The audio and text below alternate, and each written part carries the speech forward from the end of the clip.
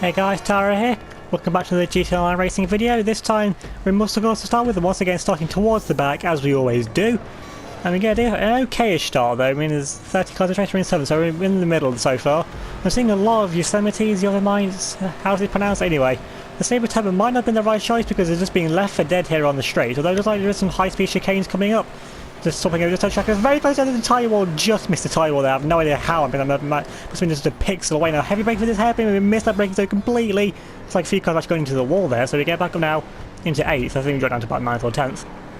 So through the corners, this is where we'll have the advantage in the Sabre Tabber, because I think this is the best cornering car in the muscles class, the one, well, out of the competitive cars anyway.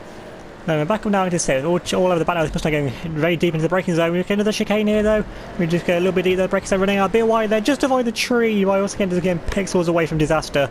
But now then we drop back down to 9th, so not having the best of opening laps in the world. I mean, muscle cars are my strong point, and I have no idea why I'm going on this track anyway.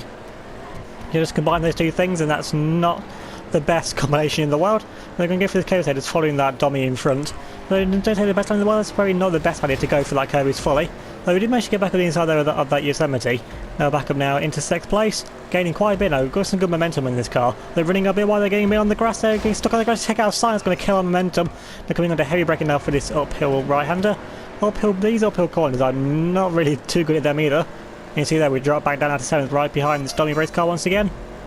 And you can see the straight line speed advantage of the dummy race car just leaving us for dead. Now we missed the apex by about 5 kilometres there. Although we do see this cheeky curve there around the outside, so we can definitely go for that. Then the curb is there on the right hand side, but we can't get it from the line we're on this time. So they're in 7th of actually 12th, so someone's quit the race. So still, we're not going to finish the race as things stand where we are, but we're not in the top half. Now we are in the top half because someone's wiped us out there on the lamppost, which, well, we may not have the fastest car in this race, but if we can just keep the consistency up like this, then we should be okay. Now we're taking some okay-ish lines, probably not the fastest lines, but I see that the dummy race car took a bit of more of a wide line around that final corner. I think this is the start-finish straight. It looks about where we started the lap, is it? And they actually finished the lap, so they're pulling over to the inside. They lost. Well, I don't know what's happened to them. They must have missed a checkpoint or something. But how do you miss a checkpoint in a straight line? Though we are now onto lap 2 of 3, so that was the start-finish straight there. And they're gaining on this Yosemite in front of us, so they must have had a drama through these high-speed chicanes. This time taking a much better line, they're getting curved here, so they're going to pull over, take out the sign once again, just managed to keep it facing the right direction. Doing a good synchronised spin there with that Yosemite just avoid the tree though, hit the pole. Actually gets our car turned around properly. The footage cuts a little bit, we're now into 7th place though. I think that's why we're someone has crashed into a wall. Now these tyre barriers, they're so grippy. And you get these tyre barriers, more of a grip on these cars than I've had a grip on my life sometimes. That's how grippy these tyre walls are. So then, going through this second sector once again, you get that chicane correct this time. Now then, back into P6 of 12. We've still got a few pack of cars here right in the front, so maybe the win isn't out of the question. With how far behind we are. Not that far behind them, but still, realistically, I think a top 5 would be good. Maybe a podium if we're lucky. Go for that cable on the inside, keeping to the right-hand side of that post there this time. They're getting okay lines there. We'll take out both the signs, though. We lose a bit of momentum there, but overall, we did better than the 17 now. We're into the top 5 where I want to be. But still, we've got another car right in front of us. I think that might be another 17 up in front. Yeah, coming up into the heavy braking now for this right-hander once again. Again, just missing the apex there completely. We're going to give that car from which actually is a dummy race car, not Yosemite, a bit of time to pull away, but now this straight isn't too long and they're going up to some more high-speed corners and hopefully make up some time through here. Once again, just missed the apex there completely. Now this time everyone here takes that line, the line that we discovered there on the previous line. Now everyone just seems to be copying us. And that is something I seem to do. I do seem to be able to be pretty good at finding lines to use that no one else does. That car in front taking some very, very wide lines there, especially risking a lot more trust in the dummy race car than what we have here in the Sabre Turbo. But we are still gaining on under braking, so decent under brakes, which is not something I'm usually that good at. They're taking quite a tight line there to compromise ourselves, so it looks like going for that little curb is there. Isn't the best idea in the world, you just compromise our line there through that right-hander. That's going to kill momentum now, all the way down this start-finish straight now. We've gone up to the final lap of the race, got a few 70s coming up behind us, and the 70s are faster in a straight line. Not by that much, but I think they are a few miles an hour faster. So coming through this section, we're obviously going to need a really good start here. It's going to be a good opening set to try and keep this P5 position. So they're just trying to get these high-speed chicanes all correct this time.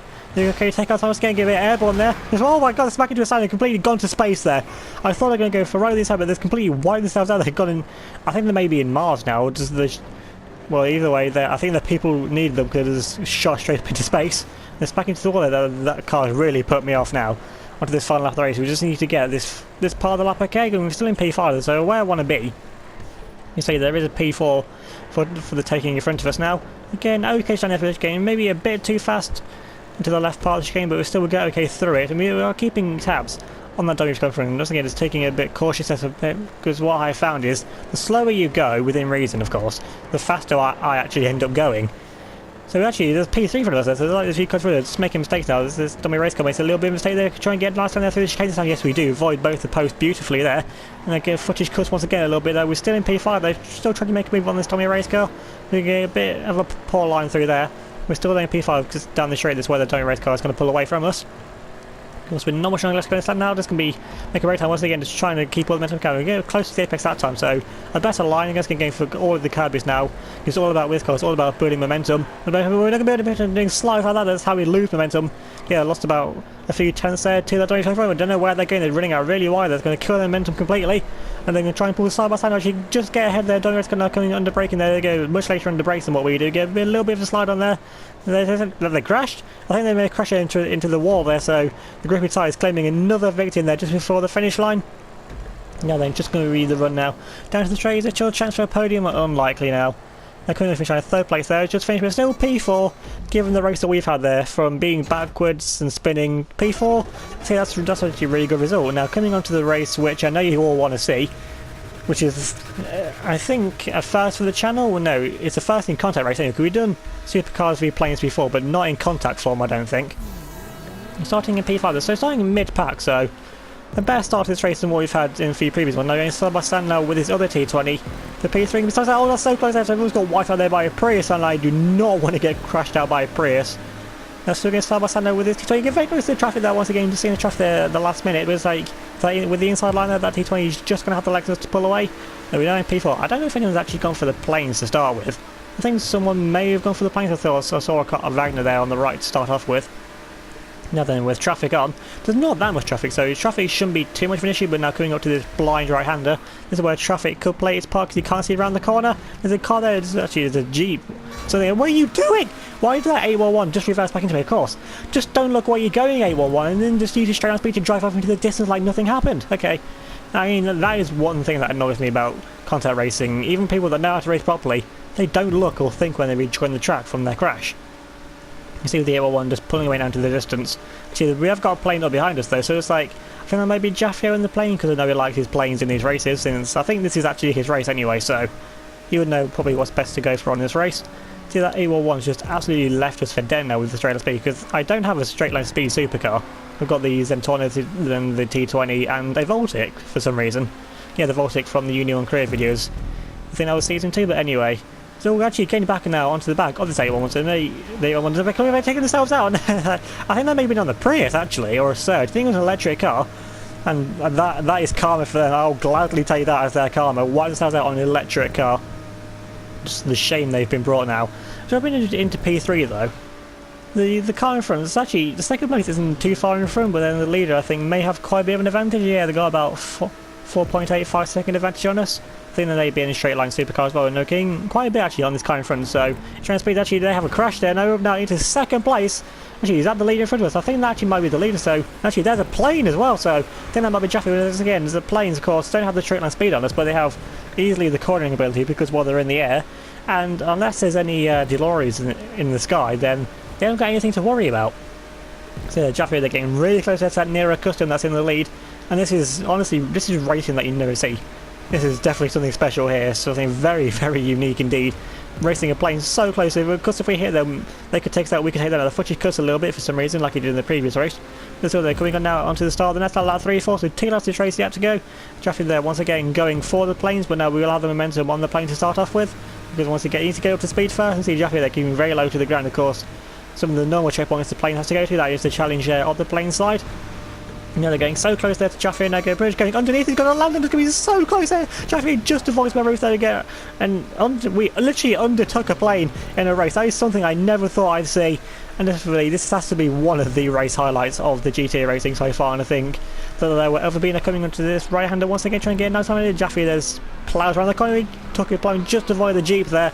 Jaffe there with such good pace, able to keep it around there because in the sky he's able to take some nice lines. And actually you got a car right in front of us. I think Jaffe might actually got him into the lead now from that, because there is a car here right in front of us. This must be the lead of the supercars, because surely we wouldn't actually be lapping someone. So we are actually gaining on them. So I thought I was near a custom in the lead. So actually we must be lapping someone. This must be a back marker. No way is that the lead car, because we're gaining on them in the trailer. So let's see if I have an absolute mare or something. Now where are they going? Yeah, that's definitely a back marker. I have no idea where they're actually going. Although we still have one more lap. You have to go and Jaffe there, and the plane's up in front in second place.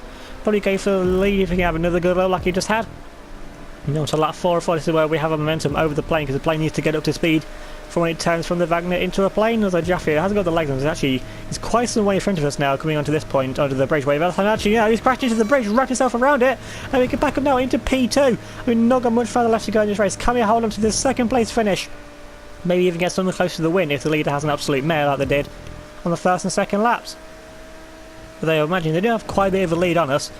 And now they're coming up now into this right-hander for last time. Hopefully there's no traffic around here, so we take a nice racing line right here. Yes, there is, and thankfully there is no traffic around there this time, so we can carry the momentum around that right-hander.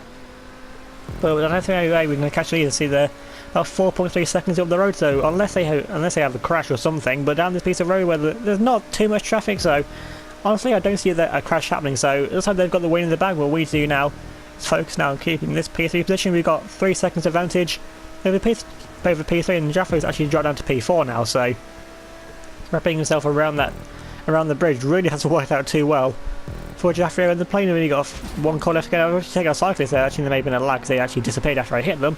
Now then, round the final corner now, the leader's finished. Now it's going to be second place in this race, but still, I am definitely happy with second place, and for this unique racing experience there, of racing a plane side by side now, taking a look at this now in slow motion.